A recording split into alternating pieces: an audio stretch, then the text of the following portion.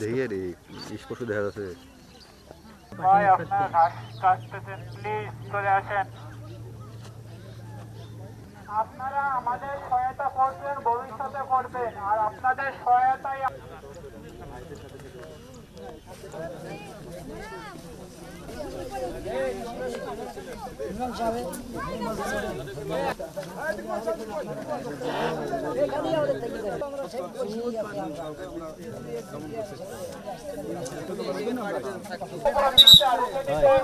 নগদ নিয়ে এলো হার না মানা হার অফার। সর্বনিম্ন 10,000 টাকা রেমিটেন্স নগদে পাঠালে থাকছে স্বর্ণের হার জেতার সুযোগ।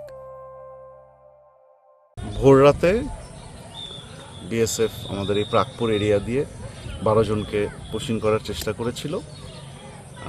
আপনারা যেহেতু জানেন এই সীমান্তে নদী আছে, তো নদী ক্রস করে আমাদের এপারে আসার জন্য যখন 12 জন চেষ্টা করেছিল, তখনই আমাদের বিজিবি সদস্যরা এবং স্থানীয় লোকজন মিলে তাদেরকে আটকায়। তারা এখন আপাতত ভারতের অভ্যন্তরেই আছে। ফ্ল্যাগ মিটিংয়ের জন্য প্রপোজাল দেওয়া হয়েছে, ফ্ল্যাগ মিটিংয়ের জন্য তারা আসবে।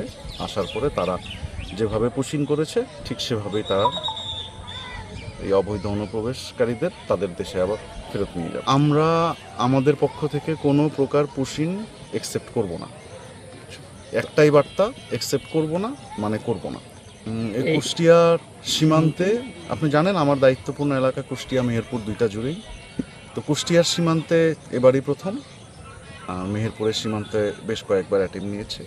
এই 12 জনের পরিচয় সম্পর্কে কোনো প্রকার কোনো কিছু আমরা জানার চেষ্টাও করিনি। আমাদের কাছে এরা অবৈধ অনুপ্রবেশকারী এবং এদেরকে জোর করে আমাদের দেশে পুশিং করার চেষ্টা করা হয়েছে, এটাই এদের পরিচয়।